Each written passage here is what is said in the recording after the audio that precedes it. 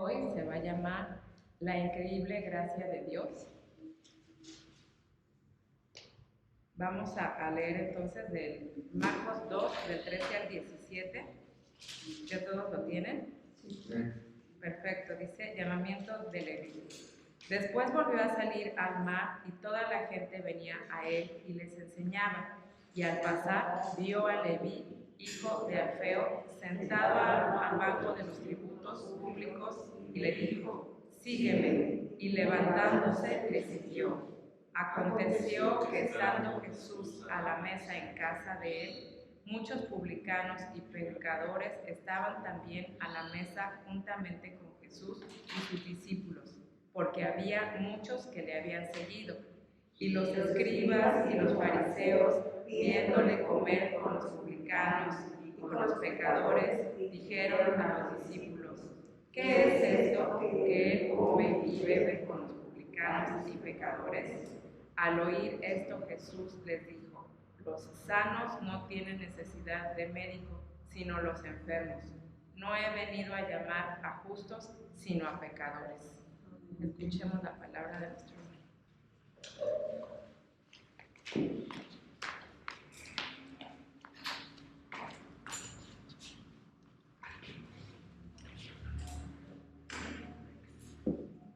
Gracias a Dios, hermanos, que podemos seguir con esta serie de predicaciones, una serie de estudios sobre el libro de Marcos. Aquí tienes algunas series.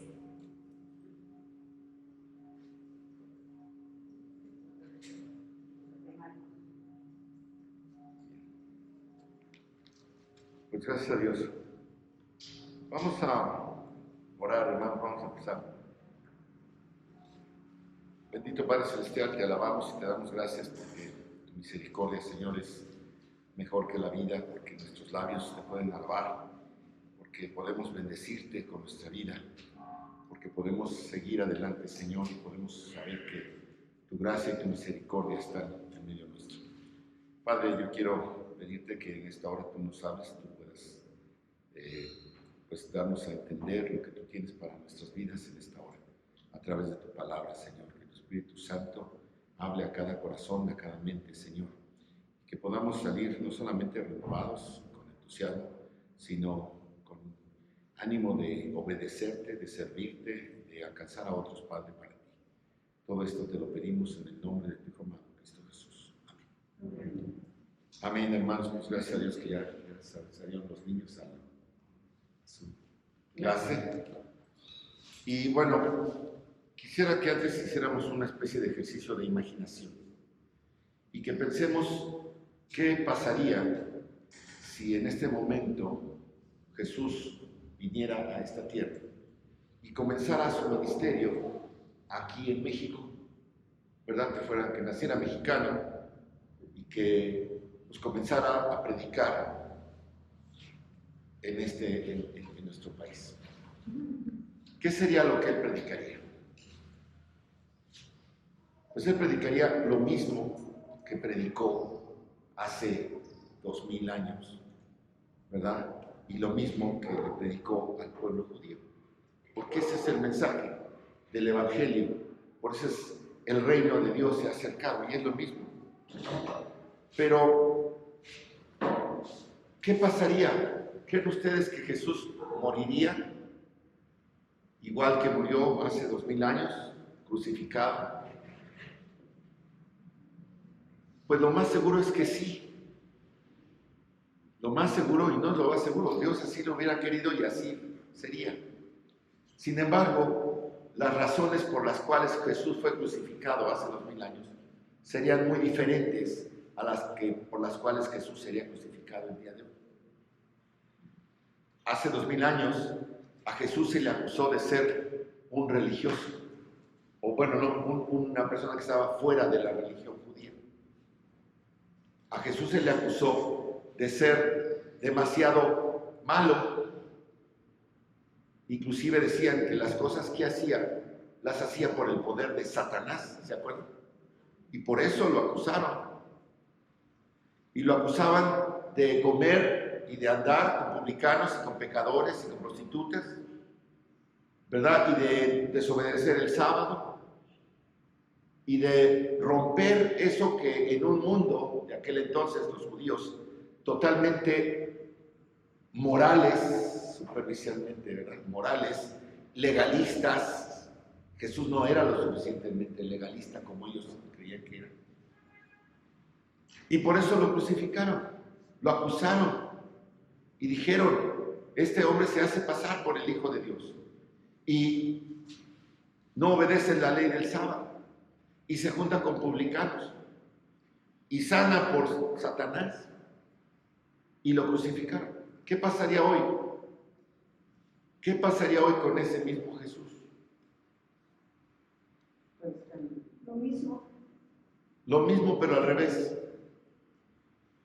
Porque Jesús vendría a predicar el arrepentimiento de pecados, como fue entonces. Y aquí, ¿a quién le gusta que le digan, tú estás pecando, tienes que arrepentirte? Yo me imagino al Señor Jesús predicando en la marcha gay.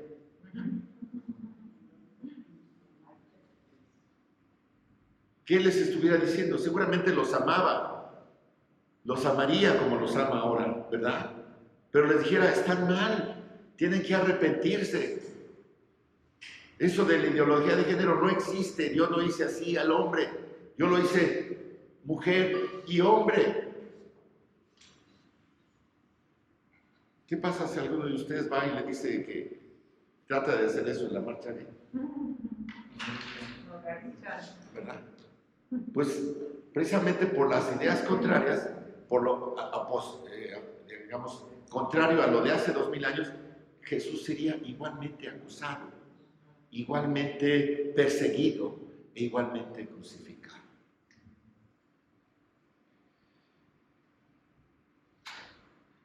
En aquel entonces, si vemos a lo que pasó con Jesús, vemos como en Mateo 11:19 dice, vino el Hijo del Hombre que come y bebe, y dicen, y he aquí un hombre comilón y bebedor de vino, amigo de publicanos y pecadores, pero la sabiduría es justificada por sus hijos. Y Lucas 7:34 dice, y vino el Hijo del Hombre que come y bebe, y decís, este es un hombre comilón y bebedor de vino, amigo de publicanos y pecadores. Y vemos que eso lo concluyeron por lo que les decía, porque era una persona que se acercaba. Ahora, en aquel entonces, hermanos, ¿cuál era el problema? El problema era que decían que él era amigo de pecadores. Y decían, no puede ser el Mesías, no puede ser el Mesías si tiene un estándar más abajo del nuestro. Los publicanos, los escribas, los fariseos, los maestros de la ley, los académicos decían, él tiene un estándar más abajo de nosotros, está por abajo de nosotros. Jesús se mezcla, es amigo de pecadores, es amigo de publicanos. Y ese era el problema. Decían ellos, Jesús ni siquiera es leal a Dios porque no obedece la ley de Dios como nosotros la obedecemos. Eso decían ellos, ¿verdad? ¿Cómo podría ser él entonces salvador de ellos si era, mundanamente hablando, peor que ellos? En Lucas capítulo 7, versículo 36, uno de los fariseos, ¿se acuerdan?, le pidió a Jesús que fuera a cenar a su casa. Y entró en casa del fariseo y Jesús se sentó a la mesa, pero había en la ciudad una mujer pecadora, que entendemos una prostituta, seguramente, ¿verdad? Una mujer fornicaria. Y cuando supo que Jesús estaba sentado a la mesa de casa del fariseo, entró, trajo un frasco de alabastro con perfume y poniéndose detrás de él a sus pies, llorando, comenzó a mojar sus pies con sus lágrimas y comenzó a secarlos con sus cabellos y lo besó en sus pies y ungió sus pies con este perfume. Cuando el fariseo, dueño de la casa, vio que estaba pasando esto, ¿verdad? Él se dijo a sí mismo, si este hombre fuera profeta, sabría qué clase de mujer lo está tocando, que es una pecadora, ¿verdad? Y esto, pues era impensable para el fariseo. Él estaba demostrándose a sí mismo que él era superior que Jesús, porque él no podía tocar ni se acercaba a los pecadores. Vaya, Los fariseos no se acercaban a los pecadores ni para enseñarles la ley. Eran clasistas de plano, tú pecador para allá, no te hablo, pon una barrera aquí. Así era. Sin embargo, ¿qué hizo Jesús? En el capítulo 15, también todos los recaudadores de impuestos y pecadores se acercaban a Jesús para escucharlos. Y los fariseos y los escribas de los fariseos y los maestros de la ley murmuraban diciendo, este hombre los recibe y come con ellos. Hermanos, ¿qué hubiera pasado si Jesús se pone a predicar en la marcha del orgullo gay, se llama, ¿verdad? Y ¿qué pasaría? Pues lo crucificarían. Ahí lo crucificarían. Pero aquí, ¿qué pasa? Saldría en las noticias, provocaría un escándalo y decía, se armó la bronca, se armó no sé qué tanto y los policías no pudieron y hubo un problema enorme ahí en Paseo de la Reforma. No, eso hubiera salido. Bueno, pues eso pasaba en la sociedad de aquel entonces. Jesús provocaba escándalos. Provocaba escándalos en la sociedad de aquel entonces. Jesús en su época provocó escándalos de tamaño mayúsculo. Él era amigo de pecadores. El escándalo de la amistad de los pecadores, o podemos llamarlo simplemente el escándalo de la gracia. Porque la gracia de Dios se manifestaba, pero estaba provocando un escándalo en la sociedad. Porque Jesús le dio la bienvenida a estos penitentes y rechazó a los fariseos que eran impenitentes. ¿Qué digo esto? Un penitente es el que va y pide perdón, el que se siente culpable y tiene que hacer algo para quitarse esa culpabilidad. Pero los fariseos eran impenitentes. ¿Por qué? Porque ellos se sentían santos y no tenían que hacer nada para llegar al cielo. Sus obras, su vida, su ejemplo, su sabiduría era suficiente para abrirse las puertas del cielo, según ellos. Pero hermanos, ¿cuál es la gloria del Evangelio? ¿Qué es lo que el Evangelio nos despierta? ¿Cuál es el propósito de Dios, del Evangelio? Esa es la gloria de Dios, que recibe a los pecadores. La gloria del Evangelio es que recibe a los pecadores. Fíjense ustedes que dice Romanos 3, 23 al 25. ¿Qué dice Pablo? Dice, por cuanto todos pecaron, están destituidos de la gloria de Dios, siendo justificados gratuitamente por la gracia. El escándalo de la gracia, mediante la redención que es en Cristo Jesús, a quien Dios puso como propiciación por medio de la fe en su sangre, para manifestar su justicia, a causa de haber pasado por alto en su paciencia los pecados pasados. Solo Jesucristo nos puede librar gratuitamente. Nos dice que Dios hizo a Cristo una propiciación por la sangre que derramó. Y este sacrificio fue la satisfacción total de Dios por la paga de nuestros pecados, por fe. El versículo 26 añade entonces que Dios se convierte en el que justifica al que es de la fe de Jesús. Justificación o salvación llegan solo por la fe en Jesús. Más adelante en Romanos 4:5 dice, Él justifica al impío porque su fe es contada por justicia. Así Dios justifica al que tiene fe, al que reconoce que Él mismo es impío.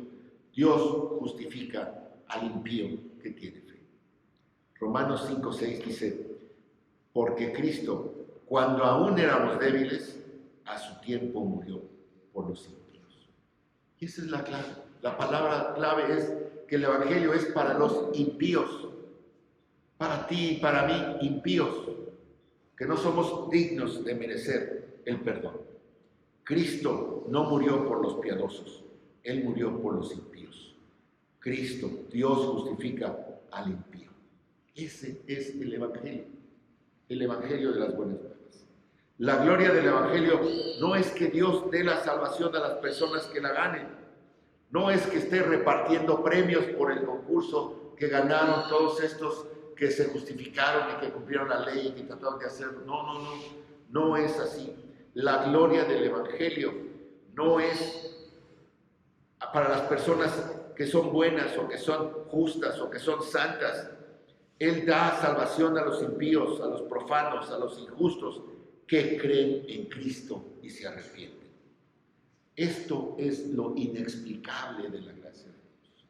Esto es lo inexplicable, lo que a veces nadie entiende. Esto es lo escandaloso de la gracia. Y esto escandaliza a todo el sistema de justicias por obras que existe hoy. Hoy es por obras. Si haces algo malo, te puedes ir a la cárcel, es una obra. Si haces algo bueno, te puedes ganar un nuevo puesto, o puedes sobresalir en la sociedad, o puedes ganarte una beca. Todo es por obras. Todo es por obras. Esa es la sociedad en la que vivimos. Pero el Evangelio escandaliza. ¿Por qué? Porque no es por obras, para que nadie se gloríe. Así pues, la gracia escandaliza todo el sistema de justicias por obras que existe. Es la diferencia entre el verdadero Evangelio y todas las demás religiones. Vean ustedes todas las demás religiones, inclusive la católica romana. ¿Qué le dice el padre al que se confiesa? 20 Padres Nuestros, 3 Aves Marías, papá, y o sea, obras, haz esto, haz lo otro.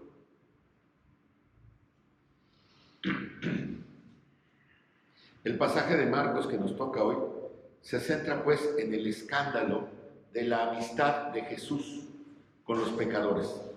Y esto nos lleva realmente al centro, a la esencia del Evangelio. Todo está resumido en esta declaración final del versículo 17 que dice: Jesús no vine a llamar a justos, sino a pecadores. Las únicas personas, hermanos, que pueden entrar al cielo son las personas que se saben pecadores, que se confiesan pecadores. Ese es el mensaje del Evangelio. Jesús vino a buscar y a salvar lo que se había perdido. Lucas 5, 32 al 37, y se registra también esta misma historia. Y dice también, Él vino a llamar a los pecadores al arrepentimiento. La misma historia que estamos viendo en Marcos también se incluye en Mateo 9, del 9 al 13. Es un relato importante para que Mateo, Marcos y Lucas lo registren, porque nos da esta esencia de la gloria del Evangelio. Vimos la semana pasada los versículos 1 al 12, donde la historia de un hombre que fue sanado por su parálisis, donde sus amigos lo bajaron por el techo, lo desarmaron el techo, le hicieron un hoyo, y seguramente Jesús estaba enseñando. Jesús lo sanó, y lo que es más importante, Jesús perdonó sus pecados. Le dijo, tus pecados te son perdonados. Y esto indignó a los líderes judíos que estaban ahí, porque solo Dios puede perdonar el pecado. Jesús perdonó el pecado y probó que Él era Dios. ¿Cómo? Sanando al hombre. Para que vean que puedo perdonar pecados, ahí les va. Y abran bien los ojos. Les dijo, levántate, toma tu lecho y anda.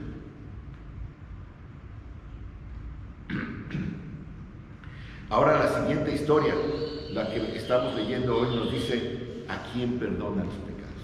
¿A quién perdona Jesús sus pecados? Este se los perdonó al paralítico, pero aquí nos va a ilustrar a quién perdona sus pecados. Él perdona sus pecados a aquellos que se confiesan pecadores. No vino a llamar a los justos, sino a los pecadores. La esencia de creer en Jesucristo es simplemente saber que Él es capaz de perdonar tus pecados. Que ante todo eres un pecador, que no tienes esperanza y que no te vas a salvar por ninguna cosa que tú puedas hacer, sino solamente por la gracia y el amor de Jesucristo. Y hermanos, realmente también eso es muy difícil de que nosotros como cristianos podamos convencer. Dicen los vendedores, es muy difícil de vender tu evangelio porque nadie te cree. ¿Cómo que así nada más creyendo en Jesucristo? Es difícil de vender para las personas que están inmersas en la religión de obras, no digo la católica, cualquier otra religión, la religión del hombre, la de la superación, la del tú puedes, la del hombre por el hombre, la de el individualismo, todas esas filosofías huecas, maneras de pensar nuevas, o no tan nuevas, pero modernizadas, o dirían hoy, en inglés dicen customizadas, eso está mal dicho, pero también están tropicalizadas a la época de hoy. Todas esas ideas, todas esas formas de pensar, ¿verdad? Trastocan y es difícil de vender. Por eso, fíjense ustedes, cuando Jesús predicó este mensaje que estaba predicando y que siempre predicó un poquito antes de estos acontecimientos en Lucas 4, registramos el relato donde él en su pueblo, en Nazaret, después de predicar, trataron de matarlo, ¿se acuerdan? Trataron de aventarlo al precipicio. El primer sermón que predicó en su ciudad natal, intentaron tirarlo por un precipicio. Lucas 4, vean, ¿verdad? Él estaba hablando en la sinagoga a las personas que se creían justos. Los que iban a las sinagogas se creían justos, creían que no eran pecadores, creían que eran santos en sus propias mentes. Ellos ya habían comprado la forma apóstata del judaísmo de los fariseos, la religión de las obras y de la justicia por el esfuerzo humano. También así era. No hagas nada el sábado, haz esto, obedece, sacrifica, cumple esta ley, Moisés dijo, y eso es lo que hacían, las obras. Entonces ya habían apostatado y su justicia era por el esfuerzo humano. Y entonces por eso se acuerdan que vimos hace la semana pasada, el miércoles, la parábola del publicano y el fariseo que estaban en el templo orando. ¿Qué decía el publicano? Señor, gracias porque no soy como ninguno de estos. El fariseo, ¿verdad? Y el publicano se pegaba el pecho. Decía, sé propicio a mí, pecador. Hermanos, déjenme decirles una cosa. La fe cristiana no es para gente buena. Es para gente que sabe que es mala. La salvación no es para las personas que piensan que son justas. Es para las personas que saben que no son justas. El Evangelio desde Jesucristo se concentra en aquellos que saben que son pecadores y que desean el perdón y que vuelven a Cristo la única fuente de perdón, el único que tiene el poder y el derecho de perdonar, como vimos la semana pasada. Vamos a la historia. Dice el capítulo 13, el versículo 13, él volvió a salir. Salió de la casa donde estaba cuando sanó al paralítico, en Capernaum. Seguramente donde vivían Pedro, Andrés, Juan, Santiago, y vivían y tenían seguramente, no sé si estaba en casa de Pedro y Andrés o en casa de Juan y Santiago, pero seguramente a uno de estos hermanos fue a los que les tronaron el techo para que entrara ahí el paralítico, ¿verdad? Pero Jesús dice que salió otra vez, porque lo hacía muy a menudo. Predicaba su enseñanza al aire libre porque la gente no cabía en una casa. Y Jesús salió de la casa no para evitar a la gente, sino para tratar que más multitud escuchara su enseñanza. Así fue a la orilla del mar de Galilea. ¿Y se acuerdan cómo él a veces se subía a la barca y decía que se alejaba tantito para tenerlos todos en la playa? Sí, eso es un auditorio natural. Todas las playas van así para arriba, se sienta uno en la arena y desde la barca uno puede predicar. Es una acústica perfecta. Inclusive el aire viene de atrás, lo mismo que genera las olas. El aire viene de atrás y empuja el sonido. Viaja mucho mejor. ¿Verdad? No sé si ustedes se han parado, por ejemplo, en la playa. Y cuando yo estoy aquí en la playa y veo allá en el mar y le trato de hablar a mis hijos, no me escuchan. Pero yo escucho todo lo que están diciendo ellos allá. Sí, es ese efecto. Ellos están en el mar y empujan. Yo para allá no puedo hacer. Y así era como Jesús enseñaba. Así pues salió para ir a la orilla del mar y todo el pueblo venía a él y él les estaba enseñando. Y esto por supuesto era lo que él quería hacer. ¿Se acuerdan en el capítulo 1, versículo 38 que decía, Vamos a otro lugar, a los pueblos cercanos, para que yo también predique allí. Para eso he venido. Y él estaba predicando continuamente. ¿Y qué predicaba? El Evangelio de Dios, versículo 14 del capítulo 1, diciendo: el tiempo se ha cumplido, el reino de Dios se ha acercado, arrepentíos y creed en el Evangelio. Y esa era la enseñanza.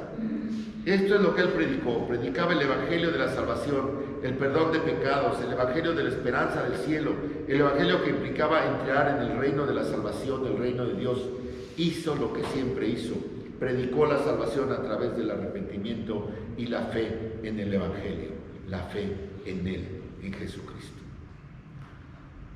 Y dice el versículo 14 que mientras pasaba, seguramente ya venían de regreso, porque la narración de Marcos en este aspecto es como muy continua. Entonces pareciera que el mismo día que sanó al paralítico, salió, predicó un rato en la playa, y cuando volvió a entrar, ¿por dónde creen que pasó? Seguramente venía de hacer esta predicación, de hacer algunos milagros más, de hacer algunas sanidades más, y de haber entrado en alguna sinagoga, tal vez, de haber echado fuera demonios, en fin, no sabemos qué hizo, pero pasó. Y dice que vio a Leví. Vio a Leví sentado en su oficina, en el banco de los impuestos. Así se le llamaba. Era realmente una especie de caseta pública, que muchos llaman caseta de peaje, los historiadores le llaman caseta de peaje. Así como las que tenemos aquí un poquito más adelante para salir al Walmart. Es una caseta de peaje.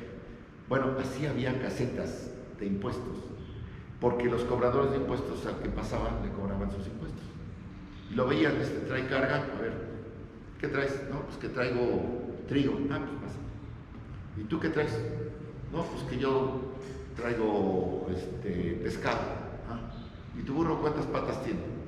Pues 4. Ah, pues por cada pata un denario. O sea, se les ocurría y cobraban impuestos. Su misión era cobrar impuestos. Y estaba Leví sentado haciendo su chamba, y Jesús lo vio en el banco de impuestos. ¿Y qué le dijo? Oye, fíjate que he estado viendo, pensando que a lo mejor pues tú pudieras, si quisieras. No. ¿Qué le dijo? Sígueme. Sígueme. ¿Cuántas veces se lo dijo? Una. ¿Y qué hizo Leví, el hijo de Alfeo? Dejó todo y lo siguió. Esto, hermanos, es realmente impactante. Se levantó y lo dejó. ¿Saben qué dejó en la mesa? Lana, que estaba cobrando, recibos. Ahí lo dejó, se levantó y lo siguió. Y no volvió atrás. Eso es impactante, porque este es un recaudador de impuestos. Esto es escandaloso, más allá de la comprensión de cualquiera. Yo me imagino a Jesús en esta época, en la marcha del orgullo gay, diciéndole al líder: sígueme. Y si el líder lo sigue, ¡qué escándalo! ¡Qué relajo! ¿No? Yo quisiera ver a Jesús diciéndole al presidente: sígueme. Y que le hiciera caso, hermanos. Esa sí sería la cuarta, la quinta, la sexta y la novena, la última transformación de nosotros. Pero aquí le dijo a Leví, hijo de Alfeo: sígueme. Se levantó, dejó todo. Eso es realmente impactante, porque este es un recaudador de impuestos. Es escandaloso, más allá de cualquier comprensión de cualquier persona de esa época.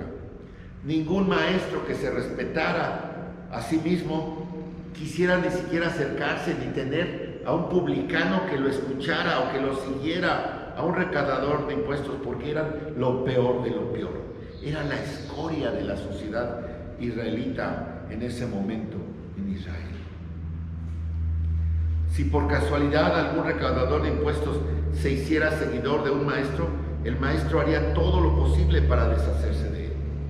ningún maestro que se preciara de ser autoridad, ninguna persona que se preciara de ser autoridad moral, quisiera llamar a un recaudador de impuestos a su círculo más íntimo. No quisiera que lo vieran con él. ¿Se acuerdan que había otro publicano que se acercó a Jesús de noche? ¿Quién era? Saqueo, ¿verdad? Se acercó a él con mucho cuidado. ¿Por qué? Porque sabía que no era digno y que todo el mundo lo rechazaba. Bien. Pero Jesús fue muy diferente a cualquiera de esos maestros. Jesús rompió todos los estereotipos. Pasó por esta caseta de peaje, esta estación de impuestos, esta oficina recaudadora de impuestos, y como les he dicho, hermanos, los romanos dominaban ese mundo, dominaban Israel, literalmente gobernaban por su fuerza y por su poder toda la tierra de Israel. Ellos pusieron a Felipe el tetrarca y a Herodes, Antipas, y en cada uno en su provincia, y eran reyes títere, ¿verdad? Como los gobernadores de ciertos estados, y hacían lo que hacían, ¿verdad? Recaudaban dinero. Estos reyes estaban en deuda con Roma, porque Roma los había puesto ahí. Herodes ni siquiera era judío y gobernaba en la principal provincia de Judea, y no era judío, ¿verdad? Estaban en deuda pues con Roma por su posición y eran aliados. Y les recuerdo la forma en que funcionaba Roma, como que me suena conocida. Fíjense ustedes lo que les voy a decir, pareciera conocida. Los romanos ofrecían franquicias fiscales. Franquicias fiscales. Y se vendían al mejor postor. Entonces, como les decía una vez, ellos decían, a ver, esta provincia, este lugar, la actividad, eran muy buenos para eso. Por eso los censos de Roma censaban la actividad económica y decían, aquí pueden producir esto, papá. Sacaban sus cuentas, que yo necesito sacar de esta provincia el 15% de su Producto Interno Bruto. Y así decían. Y entonces, a ver, ¿quién recaba? ¿Tú quieres? Vale. Se las vendo. Ustedes me van a garantizar ese 15% que yo calculé que es tanto al año, o al mes, o cada 3 meses, cada periodo de tiempo ustedes tienen que caerse con tanto. Lo que logren recabar de más es para ustedes. No me interesa. Si yo les pido 1,000 y ustedes recargan 5,000, se quedan con 4,000 por mí, no hay problema. Mientras no haya revueltas y cosas así, no hay asuntos de pasos, problemas, ¿no? ¿Dónde he oído eso? ¿Cómo está el derecho de piso aquí? ¿Cómo está el crimen organizado? ¿Cómo está el narcomenudeo? Así están organizados, amigos, ¿verdad? Y platicaba yo con un comerciante y decía, ¿cómo tú no te pides derecho de piso? No, porque yo me arreglo con los policías y los policías ya están palabrados. Así está la cosa. Y así eran lo peor de lo peor. Entonces, estos que tenían ahí una posición, que funcionaban, que eran franquiciatarios fiscales, podían hacer dinero. Primero tenían que tener dinero para conseguir una franquicia, pero una vez que la conseguían, hacían una fortuna, duplicaban, triplicaban y hacían muchísimo dinero. Así vemos a este hombre llamado Leví, uno que se llamaba igual que uno de los hijos de Jacob, nacido de Lea, y quizás el nombre de una de las principales tribus, de la tribu sacerdotal, así se llamaba.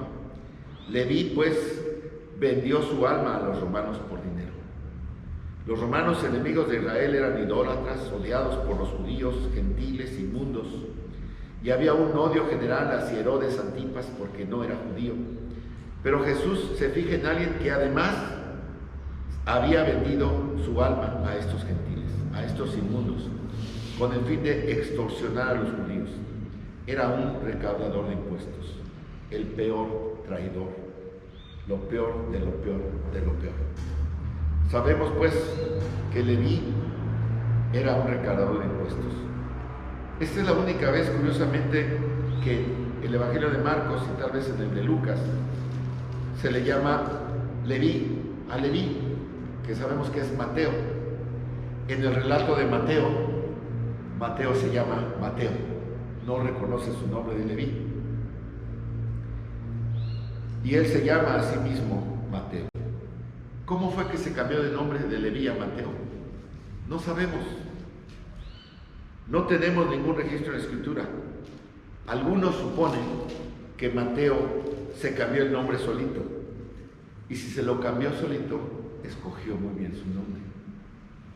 Porque Mateo significa don del Señor, regalo de Dios. Eso significa Mateo, don de Dios. Porque le había sido dado un don especial a él, la salvación, el don de salvación. Así que este es Mateo Leví. Y en todos los relatos después, ya no, cuando se enumeran a los 12, ya no hay Leví, solo hay regalo de Dios, Mateo. Jesús ve a este tipo llamado Leví sentado en el banco de los impuestos y solo le dijo, sígueme. No hay explicación. Y es lo mismo que vimos en el capítulo 1, versículos 16 al 20, cuando les dice, síganme, los haré pescadores de hombres. Y dice, y ellos dejando sus redes los siguieron. Y yendo más allá, vio a Santiago y a Juan, hizo lo mismo, y ellos dejándolo todo lo siguieron. Sígueme. Este es un mandato explícito, hermanos, que se obedece inmediatamente. Sígueme. El mandato asume algo. ¿Por qué le dijo Jesús, sígueme? ¿Y por qué Leví? ¿Y por qué Pedro? ¿Y por qué Andrés? ¿Y por qué Juan? ¿Y por qué Santiago? Con esa palabra simplemente siguieron al Maestro y dejándolo todo, le siguieron, dice. ¿Por qué? Fíjense lo que dice Juan 2:25. Jesús dice que él no tenía necesidad que nadie le diese testimonio de él.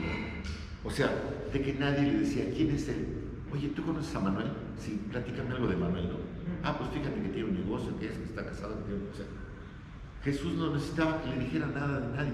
Él conocía todo, de todos. Jesús conoce el corazón del hombre y no tenía necesidad de que nadie diese testimonio del hombre. Dice, pues sabía lo que había en el hombre. Juan 2:25. La omnisciencia de Dios. Omnisciencia, todo lo sabe. No podemos escondernos. No podemos escondernos de Jesús. Él conoce todo, lo más íntimo de mi corazón, de mi pensamiento. Él lo sabe todo, no me puedo esconder de Él. Entonces Él sabía exactamente lo que había en el corazón de Leví. Y le dijo, sígueme. Hermanos, Capernaum era la base de operaciones de Jesús. Y Mateo es un residente de Capernaum de alto perfil, como diríamos hoy. Capernaum es una ciudad que ha oído predicar a Jesús. Y seguramente Leví oyó predicar a Jesús. Leví está muy consciente del poder de Jesús, de su mensaje. ¿Por qué? Porque lo ha visto, lo ha oído y ha estado ahí. Ha encontrado, pues, Leví esas respuestas a su corazón. Seguramente Leví estaba preguntándose, estaba cuestionándose y estaba oyendo a Jesús. Y entonces encuentra respuestas. Vemos en ese sígueme un arrepentimiento de Leví por la obra de Dios, un creyente en la obra de Dios, un corazón que el Señor ha cambiado por medio de su predicación, y Jesús lo sabe. Esta es una ilustración de la omnisciencia de Dios, y Él le dice, sígueme. Puedo decirles esto, Mateo debe de haber estado sorprendido, debe haber estado absolutamente sorprendido de que Jesús supiera lo que él deseaba. Seguramente en ese momento Mateo decía, quiero dejar todo esto, estoy harto de esto, no tengo llenadero, decía mi mamá. Así nos decía, ustedes no tienen llenadero, ¿verdad? Y así ha de haber estado Leví, estoy vacío, no tengo nada, necesito algo. Y de repente alguien le dice, sígueme. dejándolo todo. Él lo dejó todo, porque estaba la respuesta a lo que él deseaba. Hermanos, los pescadores, Pedro, Andrés, Juan, Santiago, podrían regresar a lo que estaban haciendo. Y vemos que cuando Jesús muere, ¿qué estaban haciendo Pedro y sus hermanos? Regresaron a pescar. Y Andrés, Santiago y Juan, estaba su papá en el negocio familiar. Entonces, ellos podían regresar a cualquier hora y volver a pescar, ¿no? Dice, dejándolo todo, lo siguieron, pero una vez que murió Jesús, ¿qué hicieron? Regresaron a pescar. ¿Ustedes creen que Mateo podía regresar a recaudar impuestos? No. De hecho, había cola para adquirir las franquicias fiscales. Claro que se parecen también a las notarías de hoy, ¿no?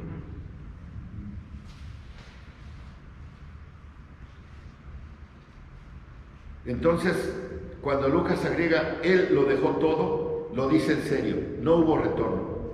Esto es lo más dramático que podemos encontrar. Sin explicación, Mateo abandona todo. Mateo era un hombre del mundo, era un hombre que no le importaba la religión, no le importaba un lugar en la sociedad, no le importaban las amistades, no le importaba el prestigio, no le importaba el honor, no le importaba el respeto. ¿Saben qué era lo que le importaba a Mateo? La lana, el dinero. Creo que hoy hay muchísimos así.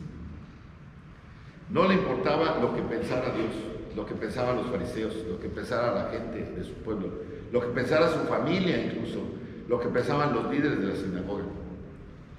Él le importaba el dinero, porque él vivía como quería vivir.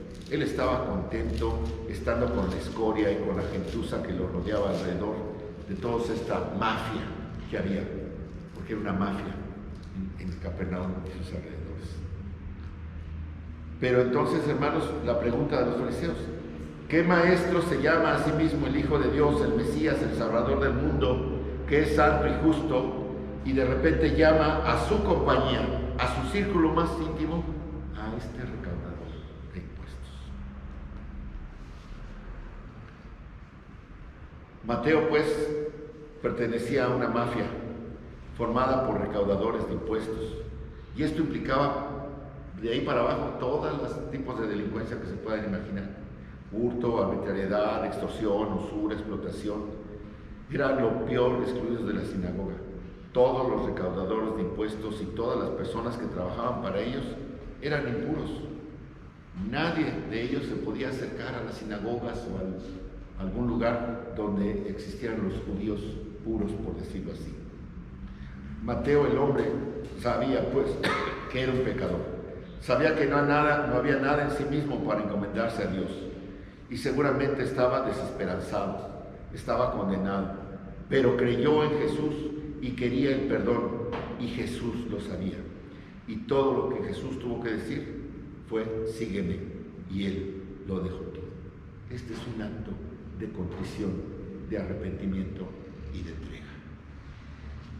Eso es lo que Dios pide: contrición, arrepentimiento y entrega. Todo lo que controlaba la vida de Mateo ya no tenía sentido para él. De repente el dinero ya no tenía sentido, el poder ya no tenía sentido. El mundo perdió el control de Mateo. Las viejas costumbres perdieron su encanto. Bajo convicción, todo lo que Mateo quería era el perdón, y sabía que Jesús era quien podía dárselo. Tenía un corazón nuevo, una nueva mente, un anhelo nuevo, un nuevo deseo, y nunca miró atrás. Mateo, el traidor, Mateo, el extorsionador, el ladrón, el paria, el pecador, el codicioso, el abusivo, se convirtió en discípulo, en apóstol y en escritor de la historia de Jesús. Perdió todo, perdió una carrera, perdió casa, perdió dinero, perdió amistades, pero ganó la gloria eterna. Perdió posesiones materiales, pero ganó el cielo. Perdió la seguridad terrenal, pero ganó la herencia celestial. Él sabía que los líderes judíos no sabían. Él sabía lo que los líderes judíos no sabían. Sabía que era para hombres y mujeres como él que Jesús había venido a traer salvación. Versículo 15 dice: y sucedió que él estaba sentado a la mesa en su casa. Seguramente era una casa grande, hermosa, porque era rico. Y muchos recaudadores de impuestos y pecadores estaban cenando con Jesús y sus discípulos, porque eran muchos y le seguían. Mateo ahora está lleno de gratitud, está emocionado por lo que el Señor ha hecho en su vida y lo celebra con un banquete. Esta es una fiesta lujosa, larga, prolongada, para honrar a Jesucristo, y así se acostumbraba en esa época. Lucas 5:29 dice que era su casa una casa grande, que se reclinaron en una mesa lujosa, y este era otro mundo, otro tiempo, y todos se reclinaban y era una fiesta que honraba a Jesús, y lo estaban escuchando y escuchaban la historia del perdón, y Mateo seguramente dando testimonio a todos sus amigos, a todos sus compadres de la mafia, y por supuesto ellas eran las únicas personas que estaban ahí, puro mafioso, puro pecador, puro impío, porque eran las que necesitaban perdón. Así pues, en esta fiesta estaban todos los rechazados, todos los despreciados de Galilea, todos los que pertenecían al mundo de Mateo. Pero ¿saben qué, hermanos? ¿Esto qué provocó? Seguramente un avivamiento, porque dice que estaban todos estos recaudadores, y estaban matones, golpeadores, profesionales del crimen, todos estaban ahí, y había muchos. Y este avivamiento comienza terminando tal vez con la mafia de Galilea, porque Jesús cambia el pensamiento. Y yo pienso que no fue Mateo el único que se convirtió. Yo creo que muchos de ellos siguieron a Jesús, porque después dicen: es que antes anda con publicanos, mira, todos esos eran publicanos, y por eso lo acusan. Por cierto, en este versículo es la primera vez en el uso de la palabra discípulos en Marcos. Se dice discípulos, que el discípulo es un aprendiz, alguien que sigue al maestro para aprender de él, porque el maestro lo que enseña lo hace, a diferencia del profesor. Un profesor repite una cátedra, un maestro lo que dice, eso hace y eso enseña. Y Jesús tenía discípulos, aprendices, maestros. Así que Jesús estaba con sus discípulos, y ahora se agrega al grupo a Mateo. O sea, tenemos ya a Pedro, a Andrés, a Juan, a Santiago, ¿verdad? Y ahora se agrega Mateo. Tal vez algunos otros ya estaban ahí, pero estos son los que llevamos la cuenta aquí en Marcos. La descripción común es que todos le seguían porque era amigo de los pecadores, y nunca habían conocido a alguien así. No había amigo para los pecadores, excepto otro pecador. El llamado de Mateo en la comunidad de los pecadores conduce a lo siguiente: al desprecio de los religiosos, o como decimos, al desprecio de los santurrones. Los fariseos no pueden dejar pasar esto, y siempre están ahí alrededor, mirando, espiando, siempre siguiendo los pasos de Jesús. Nunca escuchaban las palabras de Jesús, pero siempre lo estaban espiando. Nunca lo dejaban solo. Eran implacables para juzgar y a ver cuándo decía algo que no iba con lo que ellos decían. Y cuando los escribas de los fariseos vieron que estaban comiendo con los pecadores y publicanos, inmediatamente fueron y le preguntaron: ¿por qué come tu maestro con publicanos y pecadores? ¿Verdad? Y vuelvo a decir, este es un escándalo, provoca un escándalo en Capernaum. Cuando los escribas, que eran fariseos, eruditos, académicos, abogados, se sorprenden más allá de las palabras, se quedan atónicos, no podían creer, porque comer simbolizaba en ese entonces una aceptación, una acogida, más aún una amistad muy cercana. Y si Jesús fue a comer con ellos, Él era de ellos. Estos escribas, como les decía, estos fariseos, se enorgullecerían y creían ser como el varón que describe el Salmo 1:1. Y decían, ¿cómo puede Jesús hacer esto? ¿Cómo puede ser este el Mesías, el Hijo de Dios, el Señor de los cielos, el Salvador, cuando no llega al estándar que nosotros establecemos en el Salmo 1? Cuando dice que no se sienta en la mesa de los malos, cuando no se congrega, porque así es el Salmo 1, ¿verdad? Bienaventurado el varón que no anduvo en camino de malos, ni en silla de escarnecedores se ha sentado. Y entonces decían, no, está con escarnecedores. ¿Cómo está eso que está invalidando esto, ¿no? Lucas dice que comenzaron a quejarse, porque los escribas, fíjense ustedes, los escribas, estos fariseos, maestros de la ley, abogados, académicos, eruditos, tenían una moralidad sin santidad. Podían verse bien, pero no eran buenos. Podían actuar con rectitud, pero no podían ser rectos. Su pregunta tiene la intención de ser una reprensión punzante, una acusación amarga, de venganza e indignante para Jesús. Esos son el pueblo de Satanás y se enfrentaban a la distinción entre toda religión falsa y el verdadero evangelio, la salvación por obras o la salvación por gracia. Por eso la gracia es escandalosa, porque alarma a todos los demás, porque la gracia de Dios es de Dios y es gratuita. El evangelio es un conflicto entre la gracia y todas las demás religiones, que son formas de ley. La fe y todas las demás religiones son formas de obras. Realización divina, todas las demás religiones son formas de realización humana para medio de salvación. Les recuerdo que Pablo lo resume. Dice, Él vino a justificar a los impíos, no a las personas que quieren ganárselo. Entonces estos judíos, fieles a su religión, registran una indignación vengativa. Está comiendo y bebiendo con recaudadores de impuestos y pecadores. Esa es una gran categoría. Así el llamado de Mateo, la comunidad de pecadores, el desprecio de los líderes religiosos, conduce finalmente a la condenación de Jesús. Jesús los condena. Versículo 17 dice, oyendo esto, no querían entrar. Están afuera, aunque la casa está abierta, las puertas se están abriendo. Seguramente Mateo invitó a todos y Jesús les dice, no son los sanos los que necesitan médico, sino los enfermos. No he venido a llamar a justos, sino a pecadores.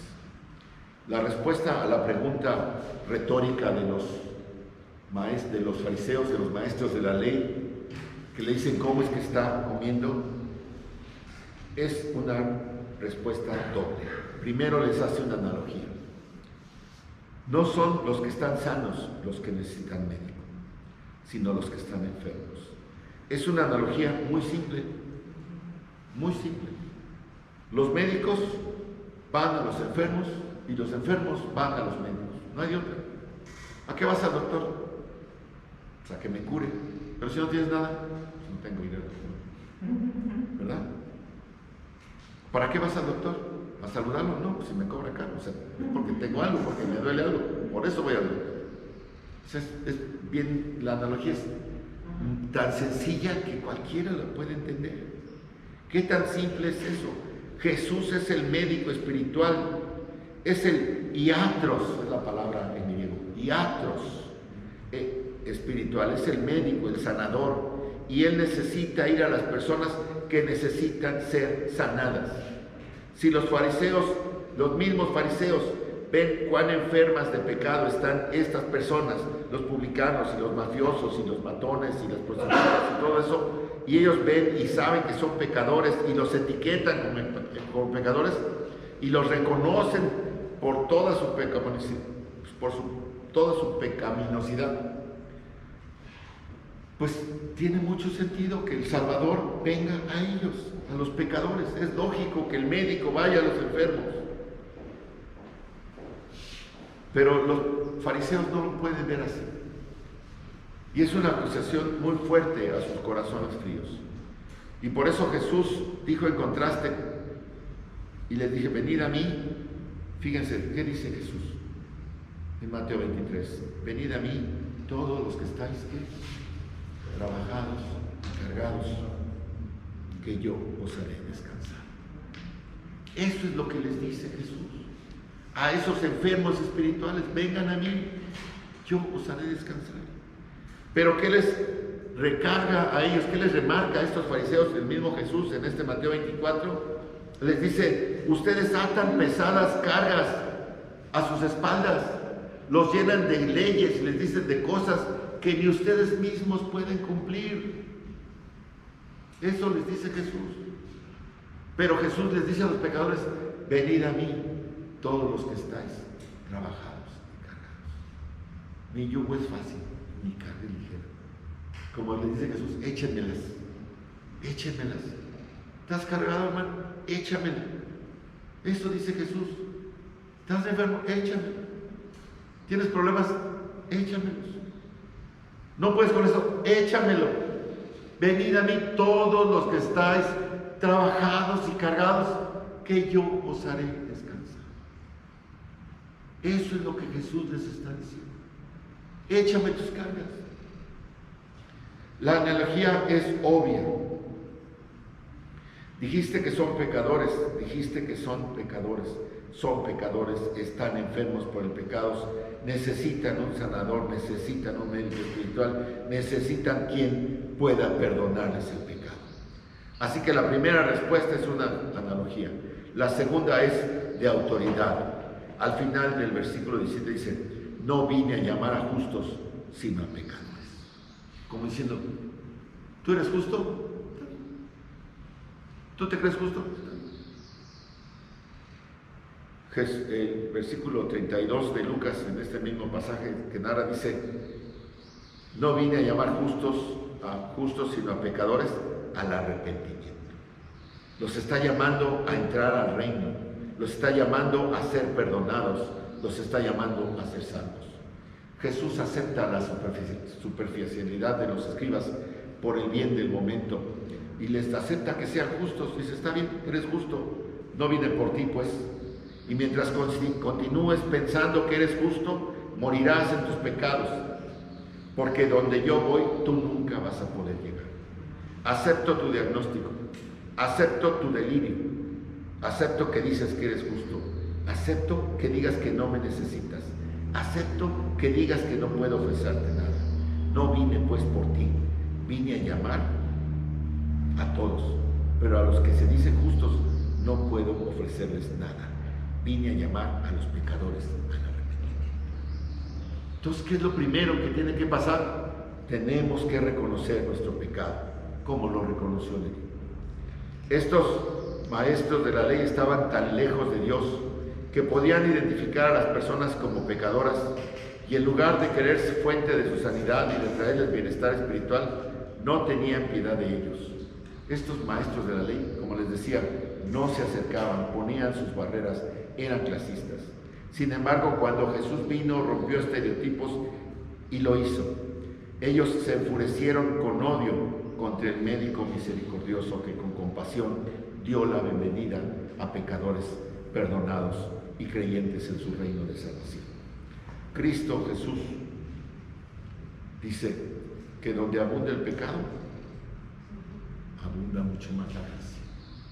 Palabras de Pablo. Y así es hoy, hermanos.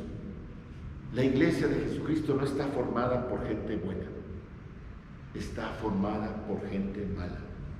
Somos pecadores todos.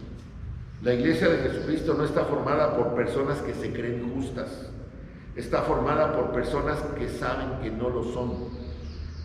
La iglesia de Jesucristo está compuesta por personas que han alcanzado perdón y salvación. No está compuesta por quienes en cierto grado son aceptables.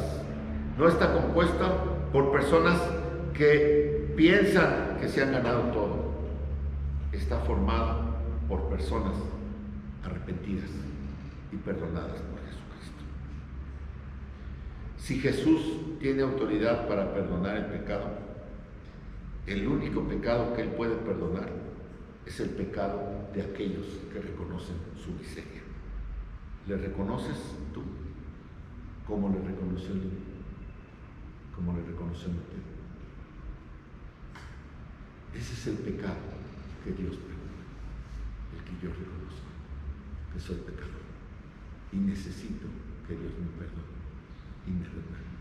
Ese es el Evangelio, hermanos. Es el Evangelio que no se está predicando. Hoy en día se predican otros evangelios en muchas iglesias. Evangelios de espectáculo, de confort, de autosuficiencia, de falta de culpabilidad, de egoísmo, muchas cosas, pero no se llama al arrepentimiento del pecado. Hermanos, tenemos que ser claros, tenemos que ser fuertes, tenemos que enfrentarnos a la mentira de Satanás. La preocupación es que hay muchísima gente que va a iglesias y no se da cuenta que necesita perdón, que necesita arrepentirse de sus pecados, que necesita darse cuenta como Leví de todo lo que está haciendo y escuchar ese llamado de Jesús que dice, sígueme, y dejarlo todo. Porque mucha gente dice, bueno, sí lo sigo, pero me traigo todo mi equipaje de pecado que traigo conmigo. Y sigo a Jesús, y ahí voy pasito a pasito, ¿no? Pero ahí voy cargando mi pecado. Y Jesús dice, estás trabajando, estás cargado, ve, tráemelo, pónmelo aquí. Yo te lo quito, yo te perdono. Yo te puedo aligerar la carga. Hermanos, es muy importante que reconozcamos lo que Dios puede hacer por nuestra vida, pidiendo perdón. Oremos. Bendito Padre Celestial, te alabamos y te damos gracias, Señor, por tu palabra, por tu verdad, Señor. Te damos gracias por esta enseñanza, Señor. Queremos estar confiados en tu gracia maravillosa, en tu gracia inexplicable, en tu gracia escandalosa, Señor, que provoca tantas reacciones en la sociedad. Ayúdanos, Señor, a sostenernos en ella y a predicarla correctamente. Señor, a predicar el arrepentimiento de pecados, Señor, el arrepentimiento de la persona para perdón de pecados. Tú eres el único que puede perdonar. Tú eres el único que puede salvar. Tú eres el único que puede borrar y quitar todo aquello, Señor, que nos está cargando y que nos está pesando. Te damos gracias, Padre, porque en tu misericordia hemos alcanzado esta maravillosa gracia, Padre. En el nombre de tu Hijo amado, Cristo Jesús. Amén. Amén, hermanos. Dios les bendiga.